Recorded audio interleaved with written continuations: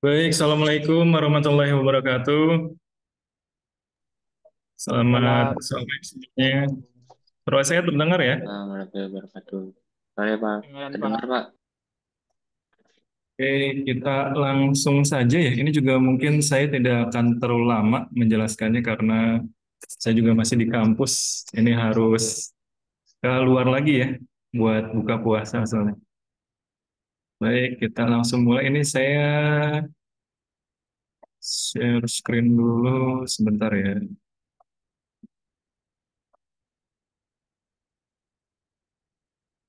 Oke, sudah terlihat ya. Nah, ini di LMS sudah saya upload ya untuk materi pertemuan pertama dan juga untuk RPS-nya ya. Jadi silahkan teman-teman bisa unduh ya, terutama yang materi ya, materi pertemuan satu ini silahkan teman-teman wajib diunduh karena sebagai syarat kehadiran ya. Jadi saya tidak perlu lagi mengecek ya kehadiran rekan-rekan. Jadi silahkan diunduh, nanti dianggap hadir ya.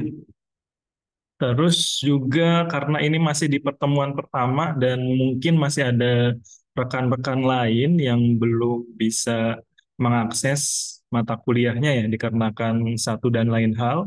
Jadi makanya di sini saya set untuk batas waktu kehadirannya sampai 28 Maret ya, 27 mungkin lebih tepatnya ya, 2359 nih. Jadi makanya silakan diunduh sampai batas waktu yang ada di sistem ini. Halo, ini saya share screen.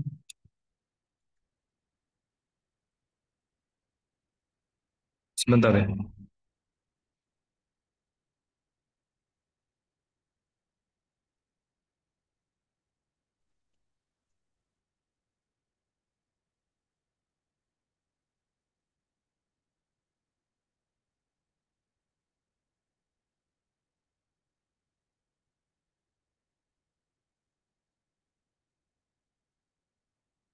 Oke, ini juga saya next ya, karena ini sudah eh, pada mengenal harusnya ya.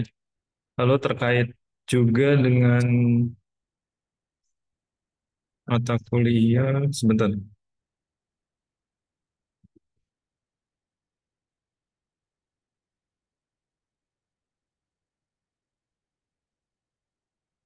Ini mata kuliah juga sama ya. Ini sepertinya rekan-rekan yang di sini juga mengikuti kelas saya ya sebelumnya. Jadi tidak usah saya jelaskan kembali. Lalu terkait aturan, aturan juga sudah semua kayaknya ya. Ada yang belum mendengarkan penjelasan dari saya, ada yang baru atau sudah pernah semua Sama ya? kan ya Pak sama yang assembly? Iya sama. Iya sama. Berarti saya lanjut saja ya. Oke, untuk silabus, silabus juga silakan rekan-rekan bisa mendownload ya R di LMS ya. Ini coba saya buka kembali ya.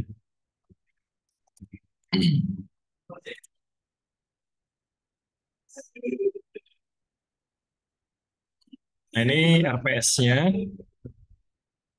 Nah, ini silakan teman-teman bisa baca secara mandiri ya, secara detailnya.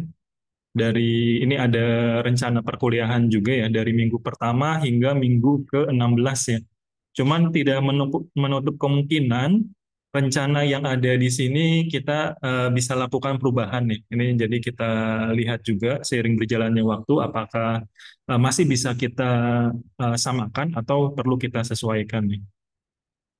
Nah, ini secara garis besar nanti kita akan menggunakan tools yang namanya Unity ya. Nanti kita bahas di pertemuan-pertemuan berikutnya ya.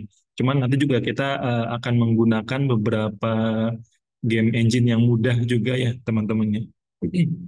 Karena kalau Unity nanti agak menghabiskan resource ya di laptop teman-teman nih. Oke, nah, tadi terkait silabus, ini penilaian juga masih sama ya. Ada 4 poin, kehadiran UTS, tugas. Ya silahkan Novri. Pak, ya nanya Pak izin. Iya, Itu tadi silakan. kan ada praktikum ya Pak. Iya. Minimal ada itu nggak ya Pak? Minimal apa namanya? Minimal spek untuk laptop atau apa gitu. Takutnya nggak kuat gitu. Spek saya lupa, harus saya cek kembali ya di webnya. Cuma nanti di pertemuan berikutnya saya akan jelaskan ya mungkin yang lebih detail nih terkait dengan Oh, toolsnya nanti ya. oh, baik Pak. Terima kasih Pak. Cuman nah ini juga di kampus karena kan eh, terutama mahasiswa eksekutif ya. Sayang juga kalau tidak eh, memanfaatkan lab yang di kampus. Ini juga speknya kan bagus. Jadi dari kampus juga rencananya mulai semester ini, jadi teman-teman bisa diakses di hari eh, kalau tidak salah sampai malam juga bisa dibuka dan juga di hari Sabtu nanti bisa dibuka labnya. Terus juga nanti terkait dengan beberapa akses cloud ini juga masih dipersiapkan nih oleh tim tim nanti di kampus ya. Jadi teman-teman juga bisa mengakses yang layanannya memang cloud juga. Cuman ini saya masih belum dapat info lagi nih kalau yang di cloud. Ini nih, terkait dengan penggunaan lab ya teman-teman. Oke, terima kasih Pak. Ya sama-sama.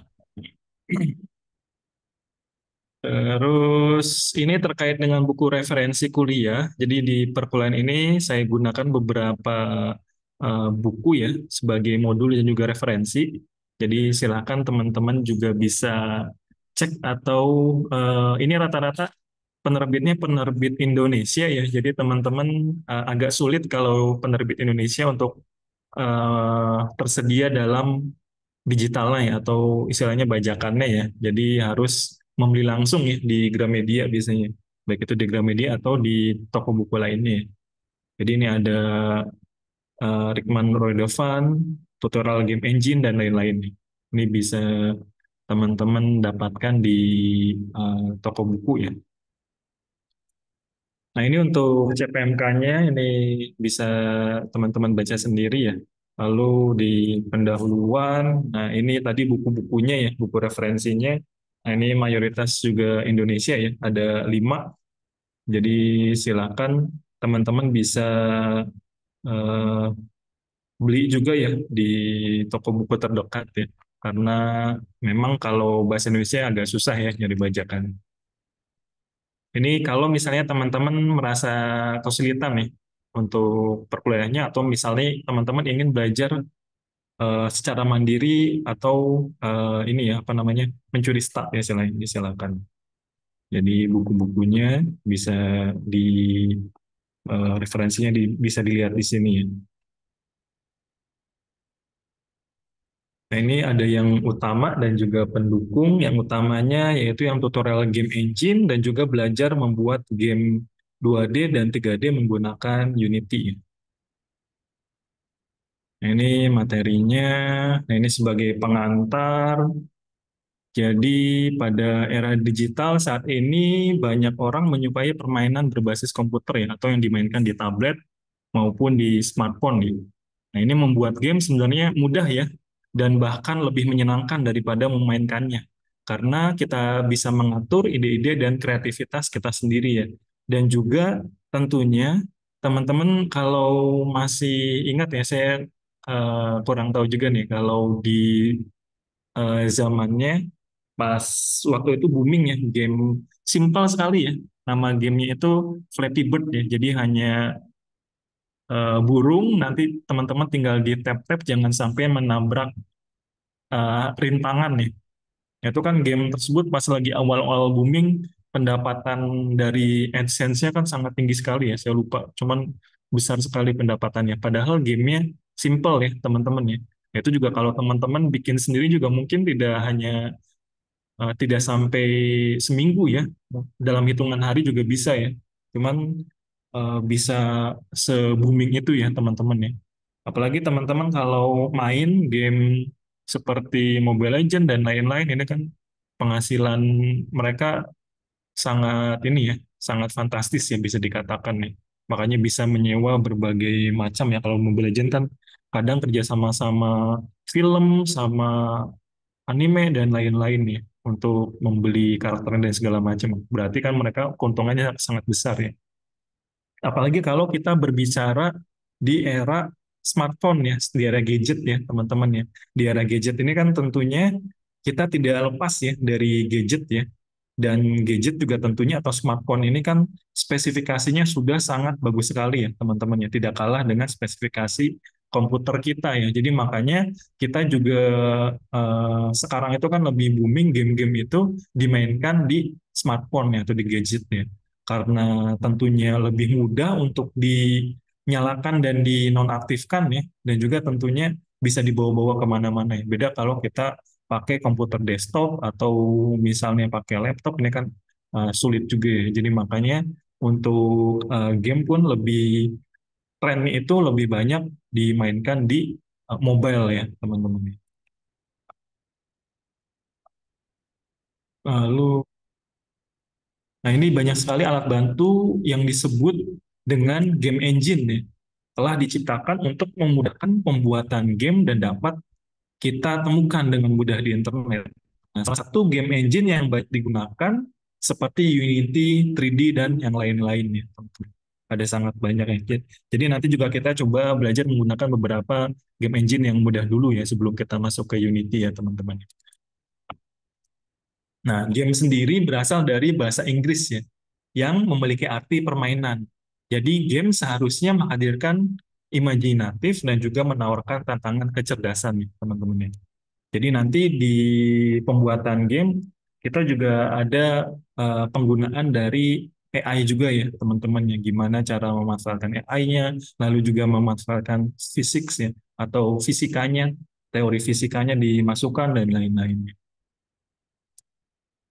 Nah, apa itu game? Jadi game adalah aktivitas interaktif di mana satu atau lebih pemain mengikuti aturan yang membatasi tindakan pemain terhadap konflik yang dibuatnya, yang akhirnya akan dihitung dan dinilai, teman-teman. Jadi sebetulnya game ini juga tidak hanya diterapkan di permainan saja ya, teman-teman ya. Jadi selain untuk memang tujuannya permainan, kadang game sendiri juga istilahnya itu digunakan juga di banyak hal ya teman-teman nih. Jadi kalau teman-teman tahu yang namanya gamification nih, gamification itu menerapkan unsur-unsur game ke suatu aplikasi ya atau suatu sistem ya. Sebagai contoh, teman-teman kalau menggunakan Gojek ya, Gojek atau Grab ini kan ada tingkatannya, ada level ya. Kalau sering beli nanti nambah experience point-nya, nanti ada level-levelnya segala macam. Nah, ini juga sama ya. Jadi menerapkan unsur game di suatu aplikasi atau suatu sistem lain. Tujuannya apa? Tujuannya agar si pengguna tersebut tertarik ya menggunakan terus-menerus si aplikasinya. Seperti itu ya. Jadi makanya game juga tidak hanya diterapkan memang hanya di gamenya saja ya, tapi juga di sistem lain yang sebetulnya non-game ya teman-teman ya. Baik itu e-commerce, baik itu layanan lain ya. Nah itu bisa dimanfaatkan ditambah unsur gamenya ya teman-teman. Karena memang tujuannya game itu jadi lebih ini ya, aktivitasnya jadi lebih interaktif di desa arah ya teman-teman. Lalu tahapan membuat game sendiri secara sederhana, ada beberapa tahapan di sini ya, ada 4. Ada skenario. Nah, skenario ini merupakan jalan cerita ya dari suatu game ya teman-teman. Lalu juga tema ya, ini typo sedikit ya teman-teman, tema atau tujuan. Jadi ini juga perlu teman-teman tentukan nih. Jadi ada misi atau tujuan akhir dari gamenya dan juga aturan atau rules ya. Jadi aturan dari permainan. Lalu juga konflik ya, masalah dari setiap level mula dari yang paling sederhana sampai yang paling sulit ya teman-teman ya. Jadi sebetulnya ketika teman-teman membuat suatu game ini perlu melakukan kolaborasi dari berbagai jenis job ya. Job itu bahasa Indonesia apa ya? Berbagai jenis ini ya apa namanya skill yang memang fokus ya di bidangnya ya. Jadi sebagai contoh butuh yang namanya sistem designer, butuh nanti yang namanya game designer, lalu juga yang untuk mengatur audionya, dan segala macam. Jadi yang ngatur naskahnya nanti game arsitek dan segala macam ini banyak sekali sampai akhirnya ke si game programmer maupun nanti si game testernya ya teman-teman. Jadi melibatkan banyak sekali ya teman-teman nih. Banyak sekali eh, job tadi ya. Nah, game sendiri ini berdasarkan jenisnya atau platformnya bisa dibedakan menjadi berbagai macam ya teman-teman ya.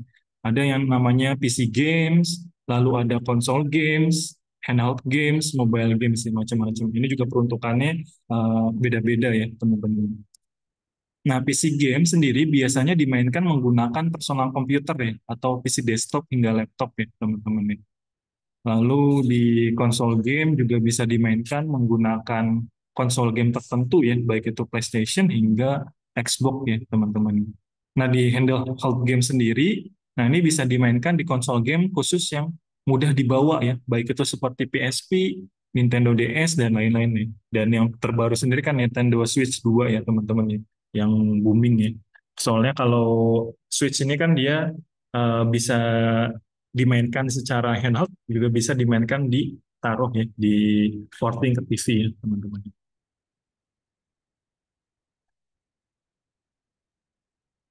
Lalu untuk mobile games juga hadir semenjak era ponsel ya atau perangkat mobile ya.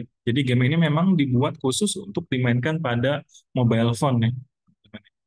Nah, genre game juga banyak ya teman-teman ya. Ada genrenya novel, cerita, ada yang action, ada yang fighting, ada yang first person shooter, FPS, atau third party ya, third person shooter, ada yang RTS ya, real time strategy, lalu RPG, role playing game, adventure, simulation, ada sport, racing, multiplayer, dan lain-lain. Nah, ini contoh dari game novel, ini contohnya seperti ini. Ini mungkin saya agak cepat aja ya, teman-teman ya. Game action juga macam-macam ya, seperti Legend of Zelda, lalu juga game, aduh saya lupa nih namanya game apa ini, dan lain-lain ya game action. Lalu juga game fighting ya seperti Street Fighter dan lain-lain ya. Jadi punya kemampuan berbeda-beda. Lalu juga game FPS kalau first person shooter untuk tembak-tembakan ya. Jadi memang sudut pandangnya juga sudut pandang orang pertama ya. Atau yang third person ya. Kalau third person ini orangnya sudut pandangnya biasanya tampak setengah badan atau sudut pandang orang ketiga ya. Ini seperti apa ini PUBG ya dan lain-lain. Lalu game yang sifatnya RTS ya, atau real time strategy ya. Jadi menitik beratkan ke strategi. Nah, kemampuan pemain itu nanti sebagai suatu pemimpin ya, suatu pasukan. Dan juga nanti teman-teman itu nanti mengelola suatu sumber daya. Jadi bisa membangun suatu peradaban tertentu. Jadi ini merupakan game yang jenisnya RTS ya, teman-teman.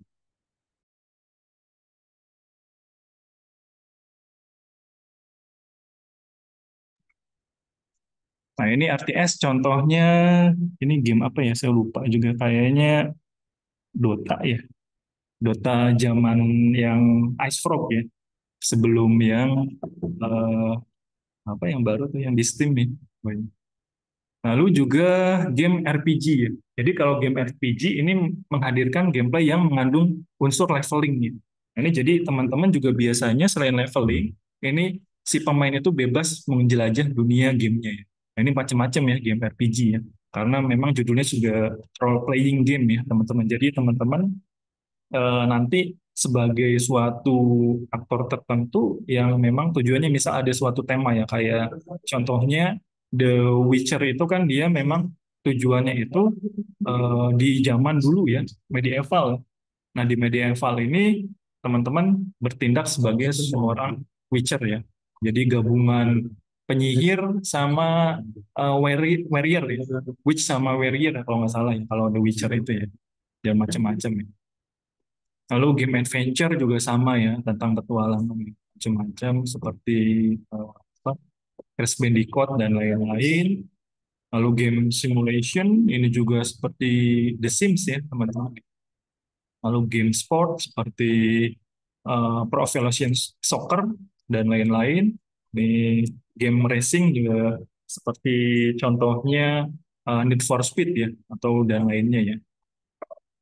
Nah, ini game multiplayer ya. Ini multiplayer berarti teman-teman bisa bermain lebih dari dua orang, ya. Lebih dari satu orang ya teman-teman. Secara biasanya secara online maupun dalam single screen nih teman-teman. Nah, ini sejarah game. Jadi di tahun 1889 ini eh, dimulai awalnya dari Nintendo ya teman-teman nih. Nah, ini di 1917 ada perusahaan Magnavox ya, lalu 1936 sampai selanjutnya ya. Ini teman-teman bisa lihat sendiri ya. Sampai seterusnya ya, game-gamenya juga terus berkembang ya teman-teman Aku ya. kemarin juga ke Nah, ini ya silakan kenapa tadi ada yang open mic.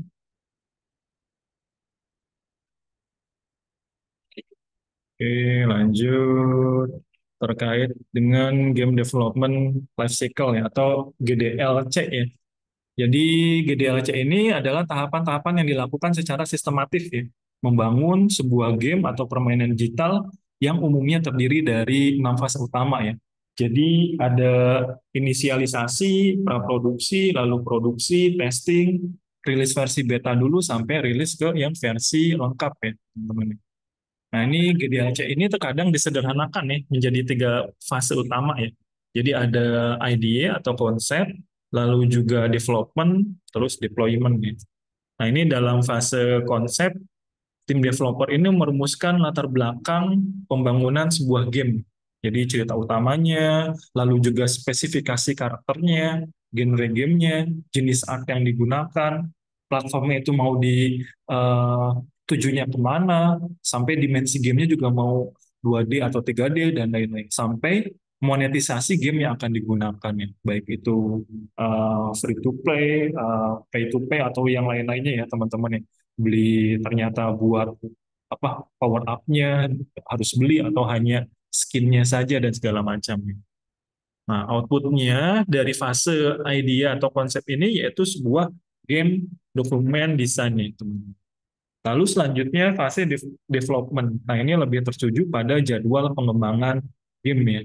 Jadi penentuan tim yang terlibat serta tenggat waktu yang akan digunakan dalam fase pembangunan yang sudah memasukkan unsur pengujian dan penetapan tanggal rilis beta ya.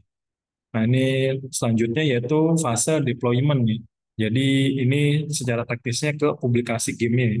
Jadi mau ke platform yang seperti apa ya, apakah mobile, handheld, dan lain-lain ya. Termasuk skema persiapan patch ya, jika game yang dihasilkan ternyata memiliki bug ya, atau mengalami gangguan teknis terkait perbedaan environment platform yang dituju. Nah, ini ada game engine ini ada mengenkapsulasi 2 fungsi dasar ya. Jadi ada aset, aset ini ada gambar, suara, dan film, dan juga logik ya. Jadi fungsi-fungsi interaksi. Nah, ini perkembangan game engine. Ini saya next saja ya. Nanti teman-teman silakan bisa baca secara mandiri ya. Nah, ini perangkat lunaknya nanti bisa menggunakan berbagai jenis platform ya teman-teman ya.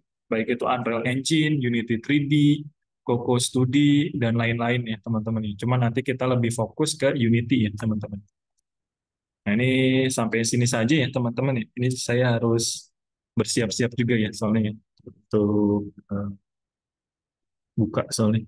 Jadi teman-teman silahkan kalau ada pertanyaan nanti di forum saja ya, atau nanti ketua kelasnya bisa minta tolong dibuatkan grup ya, grup WhatsApp yang bisa di ya, semua rekan-rekan yang ada di sini. Baik, untuk pertemuan kita pada hari ini saya cukupkan dulu ya teman-teman ya. Jangan lupa untuk diunduh materinya agar nanti dianggap kehadiran nih oleh sistem. Baik, terima kasih teman-teman. Selamat sore. Wassalamualaikum warahmatullahi wabarakatuh. Waalaikumsalam Waalaikumsalam warahmatullahi warahmatullahi wabarakatuh. Terima kasih, Pak. wabarakatuh. Terima kasih, Pak. Ya, sama-sama. Waalaikumsalam, makasih Pak. Ya, sama-sama.